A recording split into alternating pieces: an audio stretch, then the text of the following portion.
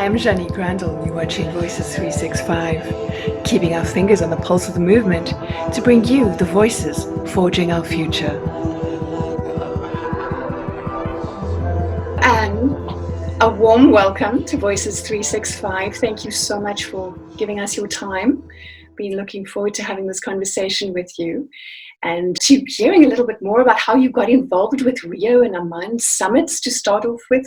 I was helping with the whole health programming around integrative health, nutrition, and spirituality, emotional health, expanding the view of not just eating well, but taking care of your body. And what does it look like to be a full-bodied and full-hearted person in this world, and also practitioner.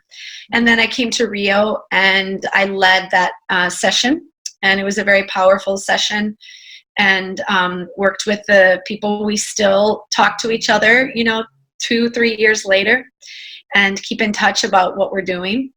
And that's kind of how I started with Rio. And then, of course, I went to Jordan, to Amman, to help with the next global summit, and helped also with their wellness workshop initiative, and gave a talk on how do we lead using emotions as fuel, not as a hindrance. How do we engage anger? How do we get riled and energized by the emotions that we have without being volatile with our actions? How did you get to uncovering the anatomy of emotions? It happened by, I guess nothing's by accident. I had graduated from Columbia with my international economic policy focus of my master's of public administration. That's a mouthful.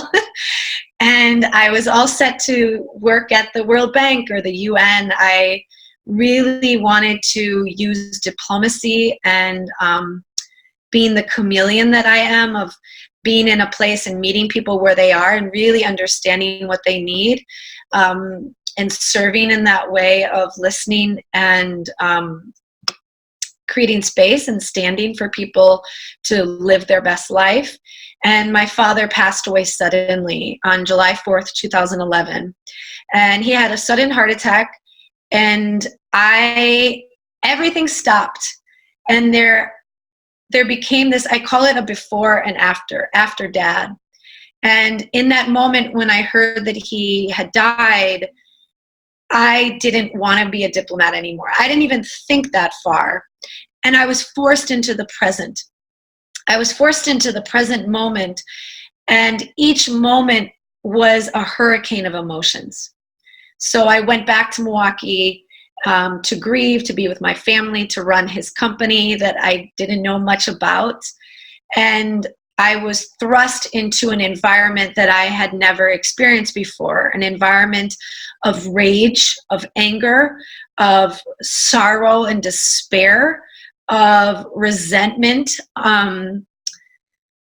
of nostalgia, of memories. And I had to almost turn my strategist mind, my diplomacy mind, on grief itself.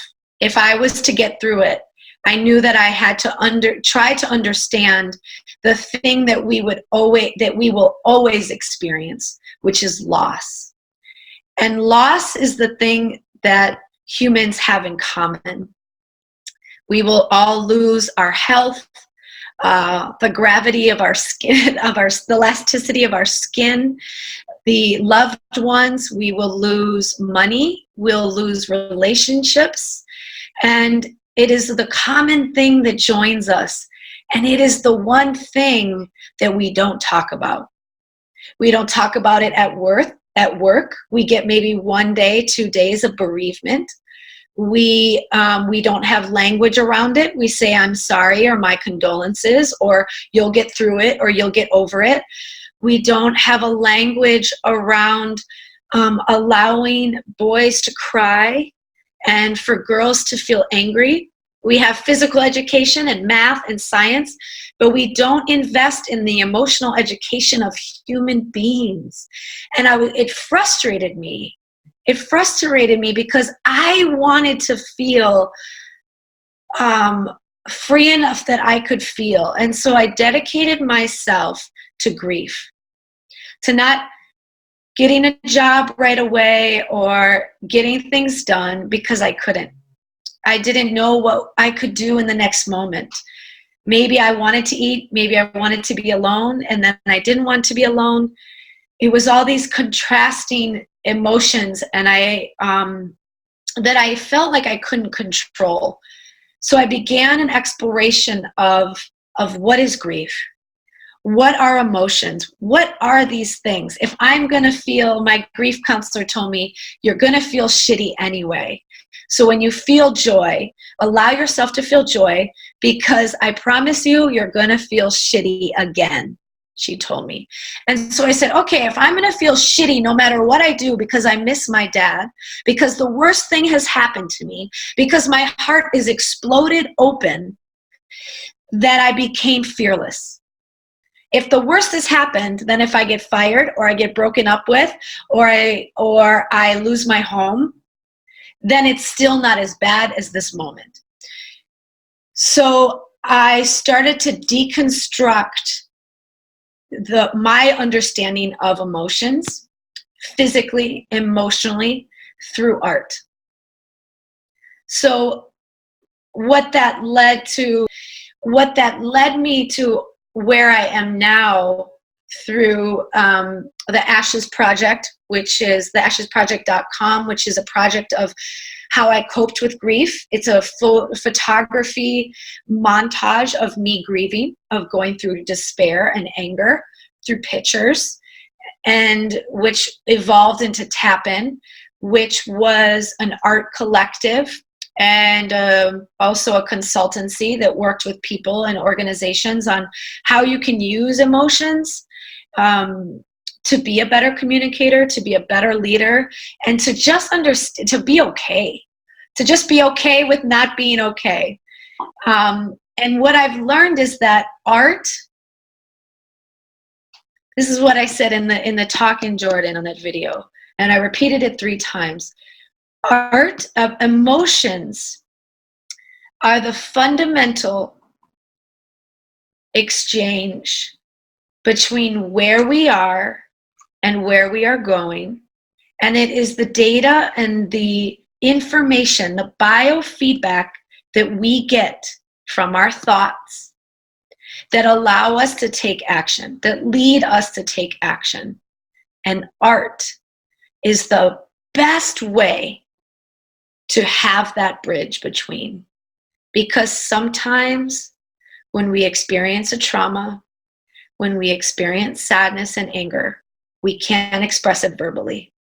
We can't tell somebody else what happened. But we can draw it, or we can write it, or we can make a rap or a song, or we can dance it, or we can cook it, or we can make love with it. Emotions are what I believe are the art of the heart. Emotions are the art of the heart. You speak many languages. I mean, including the language of emotion, which is, it's a language on its own.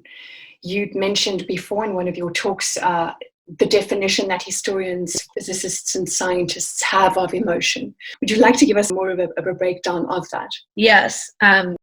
Positive psychologists believe that emotions are physical manifestations of thoughts. Buddhists believe that no emotion is greater than the next, that they are all on an equal playing field. So joy is not of a higher level than anger or jealousy. Emotion in Latin is energy in motion. So it means it's meant to move. And physicists believe that emotions are temporary. They're biofeedback. Emotions are representations of our thoughts that show up in biofeedback for the purpose of giving us information on how to, what actions to take, how to communicate better, and how to lead from a place of power versus hindrance or volatility. And you were saying that your approach to understanding and listening to this internal language of your emotion is to not over-identify with the emotions as they come along and invest in them, and more importantly, not to suppress them, but to listen to them. And I think that this leads us to one of your favorite poems of Rumi, The Guest House. This poem, The Guest House, really brings to life the idea that emotions are there as information, that they're, I'll just read it. This being human is a guest house. Every morning, a new arrival, a joy, a depression, a meanness. Some momentary awareness comes as an unexpected visitor. Welcome and entertain them all. Even if they are a crowd of sorrows who violently sweep your house empty of its furniture, still treat each guest honorably. He may be clearing you out for some new delight, the dark thought, the shame, the malice. Meet them at the door laughing and invite them in. Be grateful for whatever comes, because each has been sent as a guide from beyond. I couldn't say it better myself. It's he's capturing it, and I think of emotions as the little kid in a class that has their hand up, right? And they always have their hand up, and they're like, ooh, ooh, ooh, ooh, me, me, me, me, me, right? Imagine that little kid is anger, and so call on him or her. You know, name anger, Angry Andy. Call on anger and say, what is it that you want to tell me? Let's have tea. Come to my house. Let's have tea and tell me what is going on. Give me the information you so want to give me, and then you can leave. Because emotions drive desire. So even the bowl of cereal you decided to eat in the morning, what you decided to wear was driven by emotions. So you had an emotion, you had a thought that created an emotion. The emotion generated a desire, and then from the desire we take action. So that's why I say emotions are like the strainer for your action. So if you want to act differently, if you want to show up differently in the world, find a way to understand your emotions. Because from that emotional place, I'm not saying if you're angry, you got to change it to happiness or joy before you take an action. I'm saying understand why you're angry, because anger is generated from passion and purpose, from you being held back from your passion and purpose. Find that anger and say, okay, what is holding me back? Why do I feel so passionate about this that I'm willing to get angry about it? See if you can sit with it, understand that desire, and then the action will naturally find a way to change, to serve you. So my spiritual teacher's teacher, Yogi Bhajan, the lineage of Kundalini Yoga I come from, he says anger will keep the house warm or burn it down. Anger will keep the house warm or it'll burn it down. And that's very true in life. So let it heat you up. One of my poems talks about this. Let it kindle and feel the steady warmth, you know, transformative energy of fire without burning down the entire house, burning bridges, burning relationships, burning the ability to communicate with others, the potential for hurting someone emotionally or physically or psychologically. Now, this poem you're speaking of, is it in your book? Because I'm always interested in what books and movies and series inspire leading thinkers. And then there's, of course, the authors. Now we know what inspires you as an author. What exactly led to you writing the book? And again, is your poem in this book? It is in this book. So this is Free to Feel. And it wasn't supposed to be a book. It was a practice of listening, opening, and expressing my emotions, of really listening to the words that they had to tell, that they had to speak to me, and expressing them without editing, raw and unedited. And so I published the book with the raw, unedited poems, and they came out complete as is. The one about fire is very short. It's 11 lines. Each chapter is broken down by element: fire, water, earth, and air. So the emotions of fire: anger, rage, ferocity, passion. The emotions of water: sadness, grief, fear, the cooler emotions. Earth, the emotions of confusion: who am I? Why am I here? The struggle with identity. Grounding, awareness.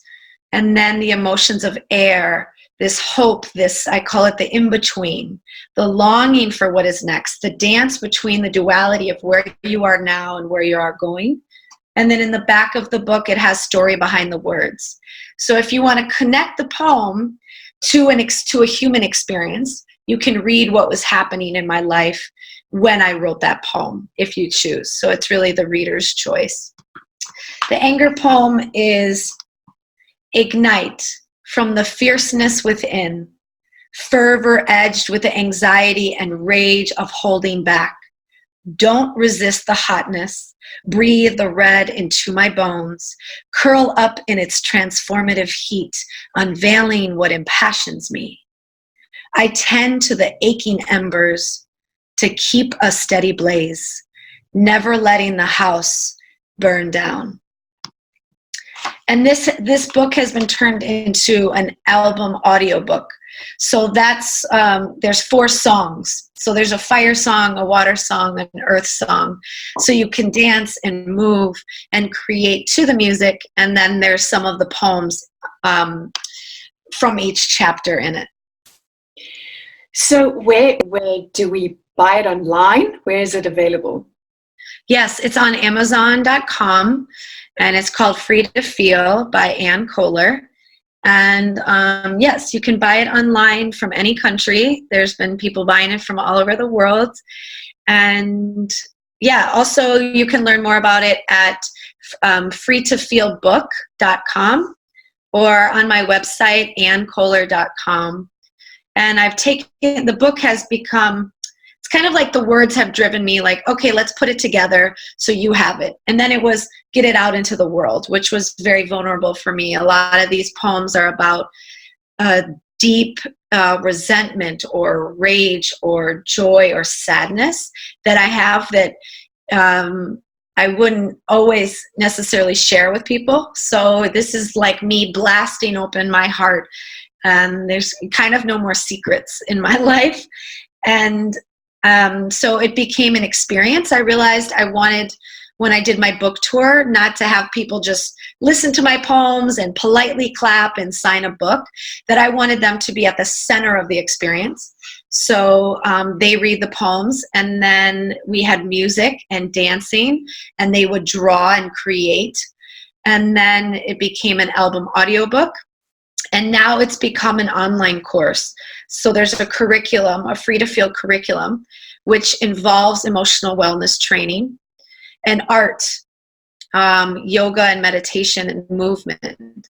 So it's really trying to help artists, people, find a daily practice for expression, so that when you are in an experience of having an emotion, that your default is a certain art practice based on what feels most comfortable. Some people naturally write, and some people need an oil pastel or a paint in their hand.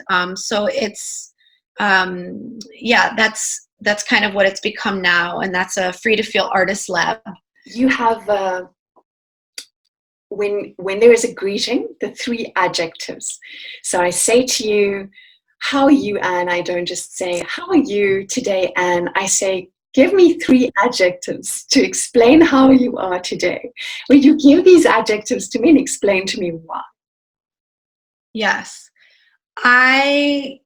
When I did Ashes Project and then TAPIN, when people saw the Ashes Project, they said very similar things. It's very courageous, it's very vulnerable, but I felt like it's something I shouldn't be looking at. Grief is something very private, and I don't feel like that I am privy to that. That I like, they wanted to close their eyes.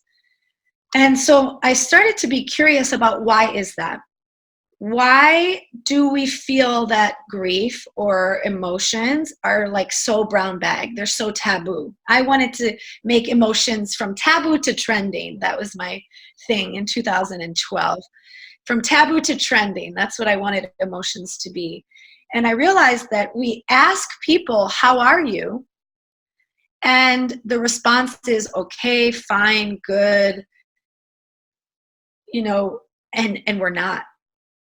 And we live in a culture where we are actually, there's an expectation of having it together, of putting things online that are happy while we're crumbling inside, while we're literally crumbling inside. I talk to people, oh, you look like you're doing so good, and they're in full-blown depression. And if we want people to be vulnerable with us, if we want to really hold a space for someone to see where they're at, then we start with ourselves.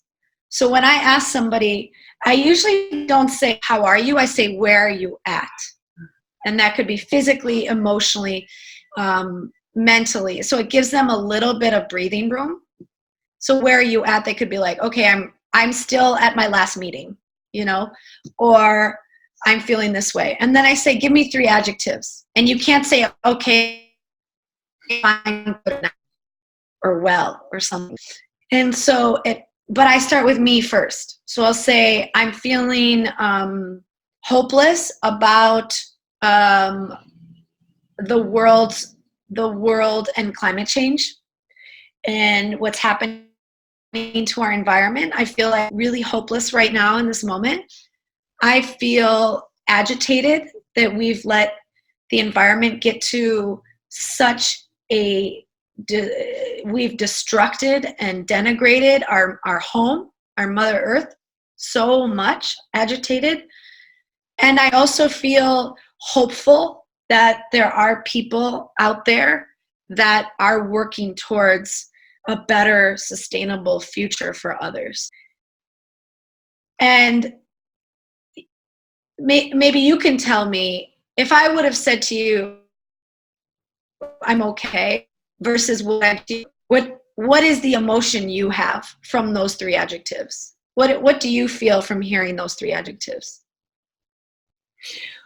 Well, obviously it's really powerful, because you're not just saying you're okay. I'm understanding a lot more about where you're at, what you're experiencing and what you're feeling. So my ability to connect to you and empathize with you, and your ability to be present, is so much more powerful and so much more received. And being present is something that we try and do, but it's not easy. And by just asking someone how they are in the right way, invoking a presence, it's very powerful. There are many layers and complexities around just answering 2 adjectives. You feel received.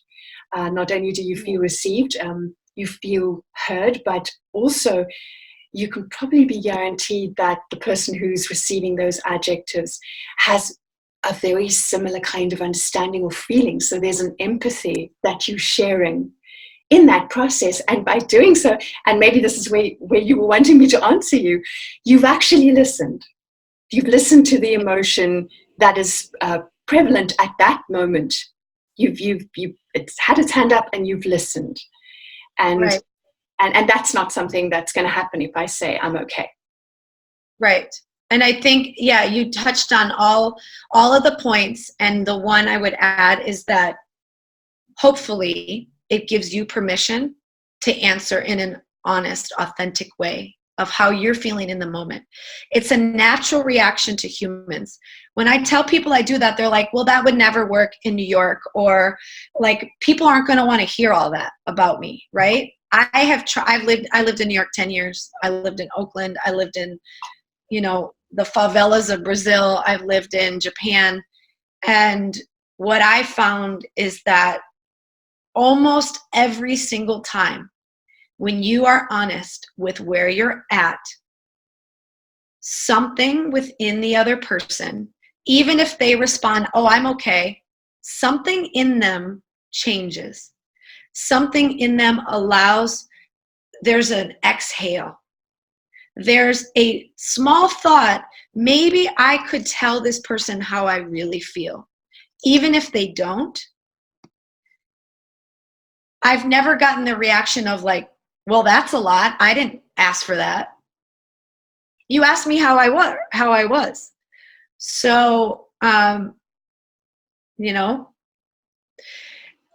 think we have to change the way that we respond to that. And the more honest we can respond and the more human we can be, the stronger our relationships and connections can be.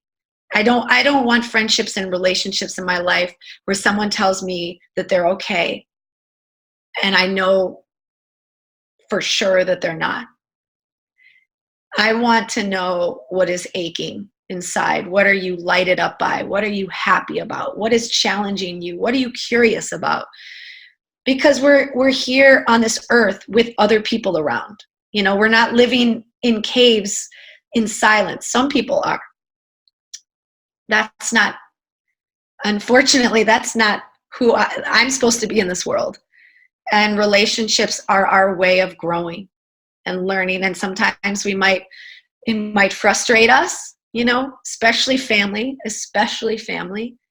It shows up mostly a big time with family, of being in relationship and communication. But if we can't do that with each other, I think we're going to miss out on the stories that live within us and the art of the heart of each other. So there's an interesting connection with art and physics here, which I'd really, really like you to speak to, because it's two disciplines that are considered extremely far apart from one another. Yep. I'm trying to look at this. This is in my book, and I'll just read this. There is an undeniable link between feeling and creativity. When I feel my emotions, I open myself to a palette of colors to create with. It wasn't always like that for me. It came out of grief. I learned that emotions are colorful pathways. They fuel the longing in my heart, wishing to be expressed through me. It is messy. It is a process. It is unfinished. It is me being free to feel. Your turn.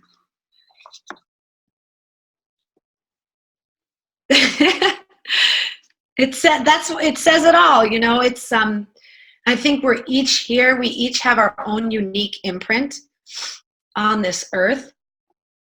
And someone could write a book called Free to Feel, where they section the chapters into elements, and it will have a different imprint than mine. And we have to remember that we each have a unique imprint, and I am for the activation and the expression and celebration of people's imprints. And the way to get there is to understand the colors within. And the colors within are our emotions and our ability of being human and functioning in this world. And art is the easiest language to express them in. there's an incredibly powerful gift that we can give ourselves and others, not only now reaching the festive season of gift giving and wondrous consumerism, but beyond that, giving 365, making an impact 365. And it's been an honor to learn and understand more about being present with ourselves and with others, and the extent of the gift that this has the potential to be, not only from us as humans, from one to another, but as a collective and in the future. And thank you for the work you do.